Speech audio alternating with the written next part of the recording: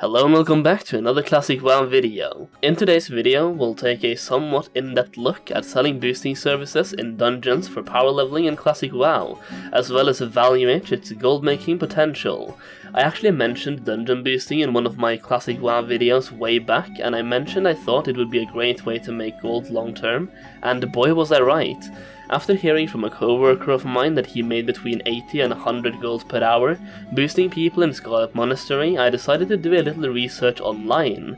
I checked out some Twitch streams of people power leveling others and getting paid to run others through dungeons, and you can actually make between 80 and 100 gold per hour, potentially even more gold than that as well, depending on which server you play on and, you know, the usual supply and demand ratio. It kinda speaks for itself that if you are the only one selling boosting services, you can control the price, while if there are 5,000 different people offering boosting services, you will keep undercutting each other to get more customers than your competition, and it will all end in basically you giving away free boosts because you've been undercutting each other until there's no more gold on the table. I actually mentioned that selling dungeon boosts would be a great way to make gold long term in a previous classic WoW video of mine. So to those of you that watch all of my videos from the beginning to the end, if you picked up on that tip early enough, you've probably made bank by now. I also told my Discord server about this gold making strategy roughly 2 weeks ago to let them get a head start, in case they wanted to make some easy gold.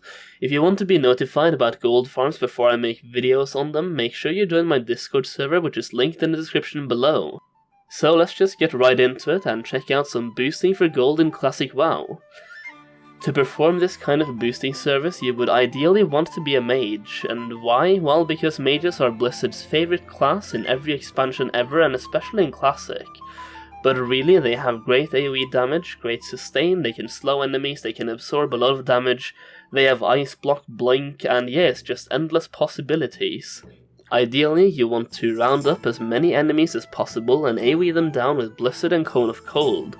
Make sure you don't pull too many, but also make sure you pull enough mobs to make it efficient, as you can do 5 runs per hour, and ideally you want to do as many runs and up to 5 per hour. The more runs you do, the more gold you make. If you're planning to do this, I would recommend watching some Twitch streamers streaming Scarlet Monastery power leveling or Zul'Farrak power leveling, depending on which dungeon you're planning to run yourself. For now, Scarlet Monastery and Zul'Farrak seems to be the best ones in terms of gold making possibilities and efficiency, but that could change as people get better gear and test out other dungeons as well. Depending on your skill and gear, you can also sell Stockades boost runs and make a good bit of gold from that as well. Now, all of these dungeon boost runs are best performed by a mage, but can technically be done by most classes, but the efficiency and the gold per hour will depend on how fast you can clear the dungeon by yourself. Mages have a clear advantage, but priests and paladins can also do it quite efficiently, since they have some self-healing abilities and some AoE damaging spells. So why does this work? Well, you're technically selling a power leveling service, which anyone leveling will be interested in since they can pretty much pay you and then go AFK and get experience. This is most commonly bought by people leveling alts, since doing the same quest for the second, third or fourth time is not really appealing to anyone. But buying boosts like this makes leveling fast and easy, and you can actually get much more experience per hour from this than questing unless you follow some insane guide. You can get up to 100k experience per hour from this type of boosting, although the average seems to be around 65k experience per hour. Exactly how much you will get will depend on which dungeon you run and what level you are and all of those variables, but basically it's pretty damn fast. So you're basically selling a power leveling service while farming gold at the same time, since all of the loot will be yours and your customers will AFK at the entrance for experience. This way you make some gold from the loot, and you can also charge a fee per person per run, since you are boosting them. A friend of mine does this in Scarlet Monastery for 4 gold per person per run, meaning he makes a flat 16 gold per run only from boosting, and any loot he gets on top of that is just a bonus. He told me that he did this for 2 hours and made 170 gold, which I then used my superb math skills to find out is 85 gold per hour. He also told me that 4 gold per person per run is somewhat low, and he always has customers due to being this cheap, and in fact his customers whisper him pretty much every time he comes online asking for new boosts. So let's say the average is 5 gold per person per run, and you can have 4 people in your group every run. That's a flat 20 gold per run, and you can do 5 runs per hour if you min-max. That would then be a flat 100 gold per hour only from boosting, and any gold you get from looting the enemies and selling the items you receive from the enemies will add even more gold to the total amount. You can even get lucky and find certain twink items for the 20 to 29 or 30 to 39 bracket as well as some other BOEs that you can sell to people that buy items to help level their alt characters, which a lot of people actually do to make leveling easier, faster and more fun. You can actually see some footage in the background of Arleus or Og performing this boosting strategy as well, and he streams quite often, so if you want to check out this farm or any other mage farm or dungeon boost and so on, check him out through the link in the description or head on over to twitch.tv/Arleus. So Scarlet Monastery seems to be the dungeon that most people go for when it comes to selling boosts, but Zul'Farrak is also doable and actually has even more potential, but it can be tricky due to certain bosses and certain mob packs being difficult. It's also a much longer dungeon, meaning there's pretty much no way you can do 5 runs per hour, meaning you'll have to charge much more for each run. However, Zul'Farrak can be a very good dungeon to sell boost runs in if you're only planning to do 1 run, and is therefore a good dungeon to run if you, for example, only want to farm 100 gold per week in one sitting on a Saturday, for example. This is because Zul'Farrak is such a long dungeon, but also because it contains a lot of quests. So if you can get 4 people who all have all of the quests possible, you can easily charge them 20 gold each for a boost, and they should pay you that amount, since they'll make between 10 to 15 gold from the quest and quest items alone, so it's a win-win. Additionally, Zul'Farrak has a better loot table when it comes to epics than Scarlet Monastery does, meaning you'll have a higher chance of finding a jackpot item, but then again Zul'Farrak is also farmed much more due to a lot of mages doing Setef graveyard farming, so any BOEs from Zul'Farrak might have lost all of its value from the graveyard farming alone.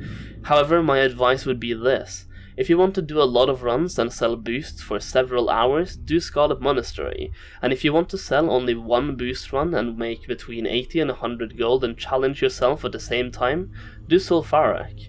And if you're playing Alliance and you're not level 60 yet, or you just want to do some casual boosting, do the Stockades. The great thing about all of these dungeons is they will drop a lot of cloth, which you can either use for tailoring or first aid, or you can send to your alts for first aid or simply sell them on the auction house. You will mostly get wool cloth from the Stockades, silk cloth from Scarlet Monastery, and a mix of silk and mage weave from Zul'Farrak. My advice here would be to check the price of certain enchanting materials, and if the cost of enchanting materials are higher than the cloth, use the cloth for tailoring to craft green items, disenchant those green items and sell the enchanting materials. You can even get a character to level 5 pick up enchanting and disenchant any item without skilling up enchanting, so there's literally no reason for not doing this. So if I haven't convinced you yet, let's just recap. You can make between 70 and 100 gold per hour, if not more. The possibilities are pretty much endless, as you can explore certain professions, particularly engineering, as the use of bombs and such can open the possibilities of soloing other dungeons as well, and yeah, you can experiment through different dungeons and become a boost master on your server. It's also very social, you'll make friends and you'll find people willing to come back and pay you gold again to boost them in the future. It's also very sustainable long term, as there will always be new people trying out Classic, and when finding a group or making a group takes too long, paying 4 to 5 gold for a boost run can be very tempting. There will also always be people making new alts and leveling them up, so the demand will always be there, and since there's very little RNG involved and you can make a pretty good gold per hour just from selling the boosts, not counting the actual loot from the mobs, it's a very good farm long term with little to no risk involved either. The biggest risk, if you ask me, is awareness of how good this gold making method actually is, since your biggest fear in the boosting game is competition. The more people are selling boosts, the more difficult it will be to find customers, and when you're selling boosts, finding customers is usually the hard and time consuming part. So if you are already using this farming method and was hoping for it to stay hidden, I am sorry, but if you didn't know about this method and you need some gold, you are welcome. If you want to see more videos about classic WoW or anything WoW related really, make sure to subscribe to this channel and ring that bell to get notified whenever I upload a new video. If you enjoyed this video, make sure you slap a like on it helps me out more than you think. Also leave a comment on what you think about boosting for gold, and did you know how good this was before watching this video? If you want to watch classic WoW content or gold making content from other creators' point of view, make sure you check out my top 10 classic WoW YouTubers and streamers videos, where I highlight my favorite content creators out there. I will leave a pop-up to both of those videos on the screen so you can check them out. Thank you so much for watching this video, and I will see you in the next one.